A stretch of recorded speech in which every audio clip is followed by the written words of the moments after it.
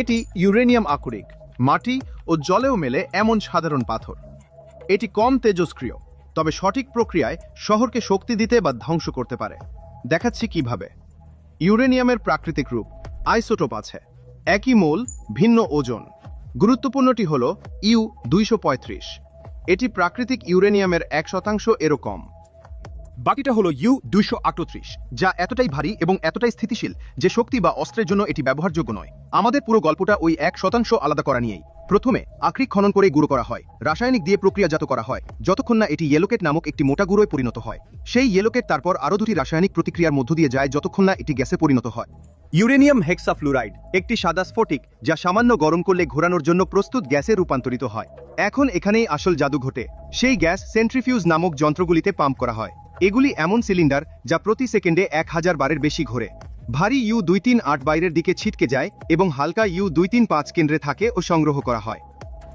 একটি সেন্ট্রিফিউজ যথেষ্ট নয়, শত শত সেন্ট্রিফিউজ ক্যাসকেডে যুক্ত করে বারবার গ্যাস প্রবাহিত করা হয় যতক্ষণ না ইউ-235 ঘনত্ব বাড়ে। এটি সমৃদ্ধকরণের স্কেল 3% থেকে 5% মাত্রায় পারমাণবিক জ্বালানি, যা রিঅ্যাক্টর ও শহর আলোকিত করতে যথেষ্ট।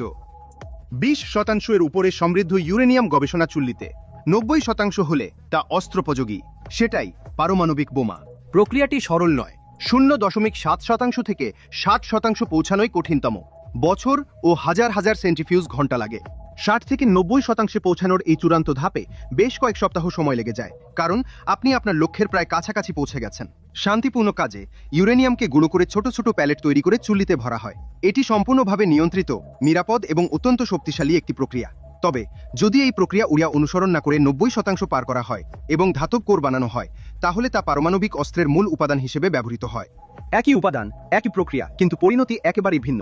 এই কারণেই ইউরেনিয়াম সমৃদ্ধকরণ পৃথিবীর অন্যতম নিবিড়ভাবে পর্যবেক্ষণ করা কার্যকলাপ। কারণ শক্তি এবং অস্ত্রের মধ্যেকার রেখাটি কোনো দেয়াল নয়, এটি একটি ডায়াল। আর এটি কিভাবে কাজ করে তা বোঝা, কেন এটি গুরুত্বপূর্ণ তা বোঝার একটি ধাপ।